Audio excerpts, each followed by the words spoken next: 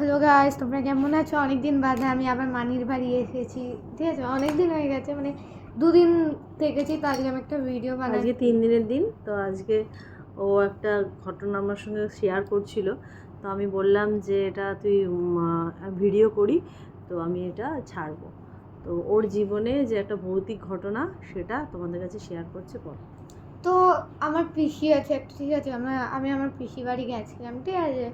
তো এবার পিসি বাড়ি গেছি থাকার জন্য, যে এক সপ্তাহ থেকে আসবো। আমার ঠাম্মাও কিন্তু আমার সাথে গেছিলো, ঠিক আছে। আমরা পিসি বাড়ি গেছি। আমার পিসির ঠাম্মাটা, মানে পিসির ঠাম্মা কেন বলছি, পিসির শাশুড়িটা খুবই অসুস্থ ছিল। মানে কি বলবো, খুব বরফ খেত, সুগার ছিল, সুগার মেনটেন করতো না, মানে মিষ্টি খুব খেত, লুকি বরফ খেত।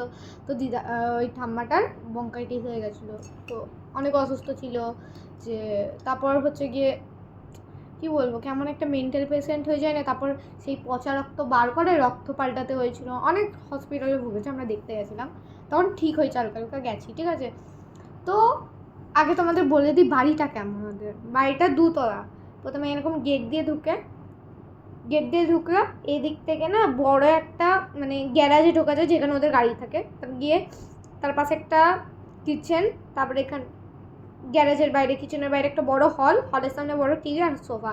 এখানে একটা রুম, তার পাশেই একটা রুম, মানে এখানে পিসি আর পিসির বর থাকে, তার পাশে রুমেই তার শাশুড়ি থাকে। আর তার পাশে একটা ঘর আছে, যেখান থেকে একটা উঠুন টাইপের, মানে অনেক বড় জায়গা, ওখানে একটা না নিম গাছ আছে, ঠিক আছে। নিম গাছ আছে, ওইটা হলো, ওখান থেকে বেরিয়ে ওর বড় উঠোনটায় যেতে পারবে, ওখানেও দরজা লাগানো, ঠিক আছে। দরজাটার পাশেই ওনার একটা ছেলে আছে, আমার দাদা হয়, দাদাটার রুম।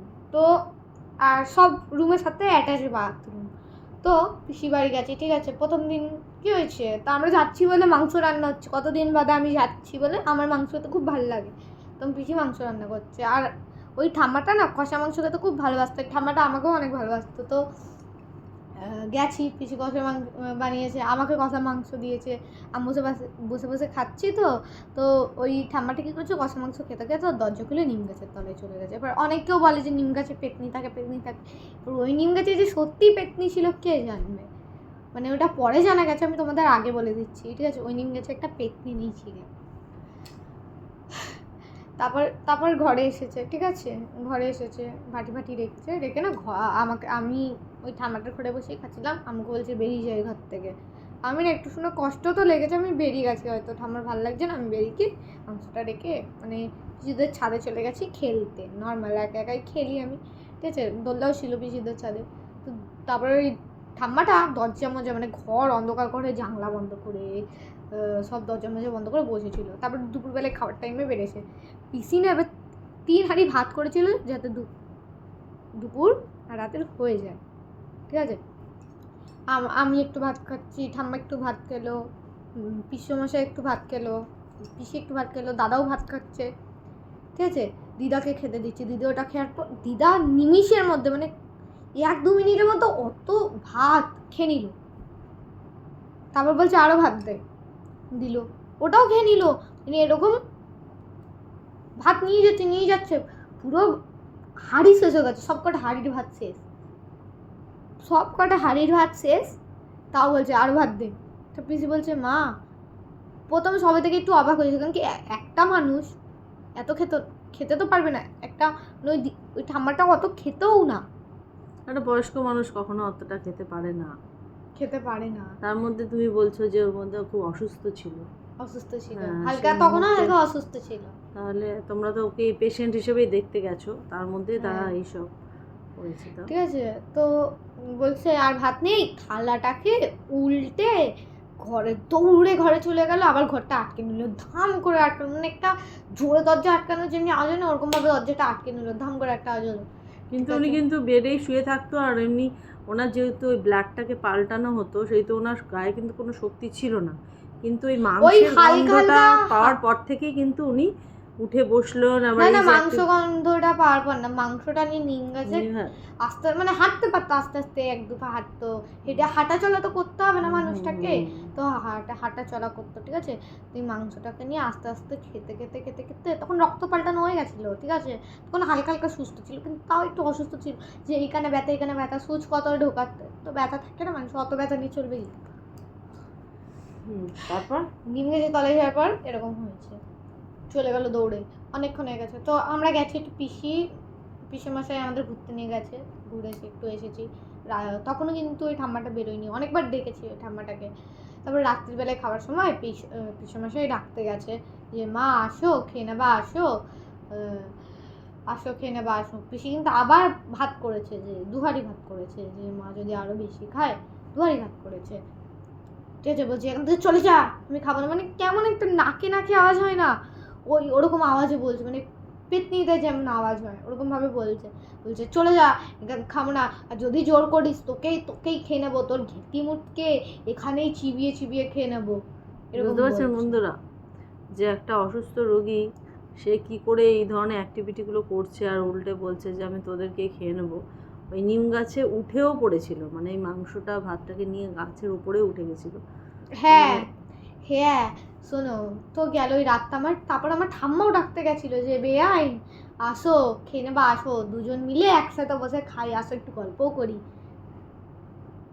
কে রে বেআইন? আমি তোর বেআইন না, তুই চলে যা এখান থেকে, তোকে বলে দিচ্ছি তুই চলে যা, এখানেই মেরে দেবো তোকে, এরকম ভাবে এমন নাকে নাকি, আর খুব জোরে ছিল, আমার গায়ে কাঁটা দিয়ে হচ্ছে, সিরিয়াসলি মানে এরকম ধরনের কাহিনী তো আমি অনেকই শুনেছি, তবে একটা ভয় তো হবেই।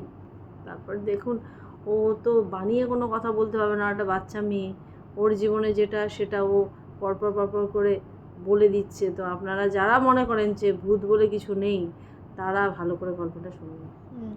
তো কি হয়েছে, গেল ওটা গেল, ঠিক আছে। সেদিন আর রাতটা ওনাকে ডাকাও হয়নি, সকালবেলায় উঠেছি, আমরা ছিলাম ওখানে, সকালবেলা উঠেছি। তো আমাকে তো দিদা ওরকম মানে ঠাম্মাটা সেই দিন ওরকম বলেছিল, আমার কষ্ট লেগেছিলো, যে বলবো মা, আমি বলছি জানো তো পিসি, আমাকে না দিদা আমাকে না ওই ঠাম্মাটা কালকে, আমি দিদা বলে দিচ্ছি, ঠিক আছে, আমাকে না ঠাম্মা কালকে বলেছিল যে ওই যে কষা মাংস নিয়ে নিম গাছের তলায় গেল না, তারপর আসার পর বাচ্চাটি রেখে আমি তো দিদার ঘরে বসে মাংস খাচ্ছিলাম, ওই ঠাম্মাটা এসে বললো, দিদা বলে দিচ্ছি, দিদার কথা মনে পড়ছে আমার খুব। আচ্ছা ঠিক আছে। তো ঠাম্মাটা না আমাকে বলেছিল আমার ঘর থেকে বেরিয়ে যা, তো আমার পিসি প্রথমে ভাবলো যে হয়তো কিছু ভুতুরে হতে পারে, কিন্তু আমার পিসি অত বিশ্বাস করতো না, তো বললো ও থাক, বুড়ি মানুষ মেন্টাল হয়ে গেছে হয়তো এরকম করছে, তাই।